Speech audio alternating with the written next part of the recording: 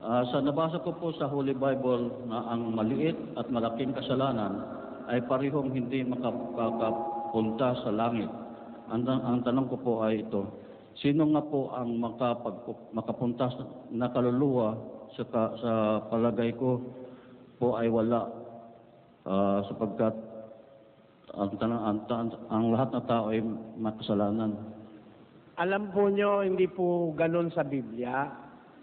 Yung po sinabi nyo, hindi po sa Biblia nabasa yon. Yung maliit at malaking kasalanan, magkaiba po yun. Lesser and bigger sins are very different. They are very far apart from others. Pakinggan nyo, from each other. Sinasabi po yan sa 1 John chapter 5. Verse 16, Verse 16. kung makita ng sino man na ang kanyang kapatid ay nagkakasala ng kasalanang hindi ikamamatay, ay idalangin siya at bibigyan siya ng Diyos ng buhay na ukol sa mga nagkakasala ng hindi ikamamatay. May kasalanang ikamamatay. Hindi tungkol dito ang sinasabi ko na idalangin niya. You see, if any man see his brother sin a sin which is not unto death, he shall ask, and he shall give him life for them that sin not unto death. There is a sin unto death. I do not say that he shall pray for it. Therefore, it is a commandment or a doctrine of Christianity to pray for those brothers or sisters who are sinning a sin that is not unto death. This is called in the Catholic Church as venial sin. Ang tawag po rito ay kasalanang binyal. Those sin unto death are the mortal sins that the Catholic teaches. There are two kinds of sin, but whatever sin a person have committed, when he is baptized according to the baptism of the Lord Jesus Christ, it is a baptism for the remissions of sins. In 22:16 of the book of Acts, it says, At ngayon, bakit ka tumitigil? Magtindig ka at ikaw ay magbautismo at hugasan mo ang iyong mga kasalanan. Be baptized and wash away thy sins. Magbautismo ka, hugasan mo ang iyong mga kasalanan. Therefore, there is a way by which we can cleanse our sins. Our sins can be cleansed by baptism. And after baptism, if we sin again, there is a let us read in 1 John chapter 2 verses 1 and 2. Pakibasa sa Tagalog. Umunti kong mga anak, ang mga bagay na ito ay isinusulat ko sa inyo upang kayo'y huwag magkasala. At kung ang sino man ay magkasala, ay may tagapamagitan tayo sa Ama. We have an advocate with the Father, which is Jesus Christ the righteous, according to the Bible. Meron po tayong tagapamagitan. After baptism, magkasala pa tayo, meron tayong tagapamagitan sa Diyos Ama. Walang iba kundi ang ating Panginoong Hesukristo. Jesus Christ is called in the Bible as an advocate for us.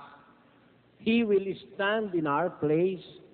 He will ask for forgiveness from the Father for us.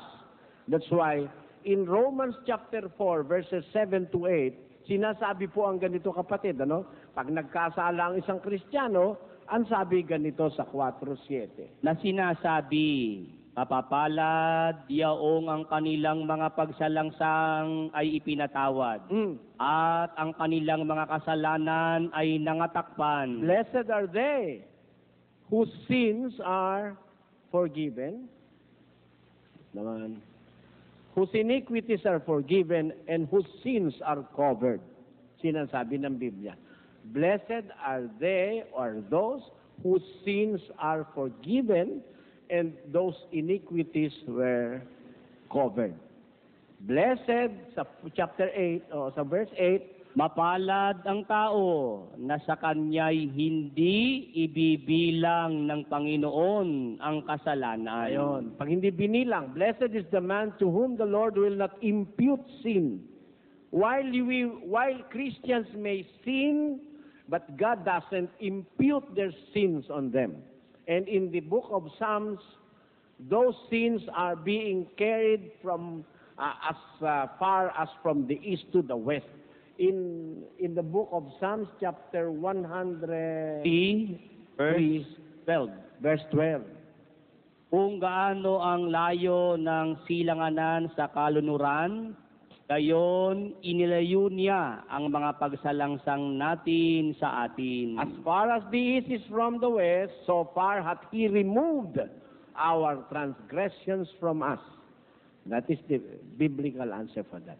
That's why, if your sin is not being imputed on you, if you sin unwittingly, if you sin not intentionally, unintentionally, then those sins are not being imputed on you by God. That's why, if it is not being imputed on you, therefore, you are sinless and you can enter the kingdom of God. Pag hindi po ibinibilang sa iyo ang iyong kasalanan, wala kang kasalanan. Nagkakasala ka man, pero sa paningin ng Diyos, dahil namamagitan si Kristo as an advocate for us, kaya po, baliwala yung kasalanang nagagawa ng Kristiyano kung kanyang hindi naman ito sinasadya. Wala naman siyang criminal intent.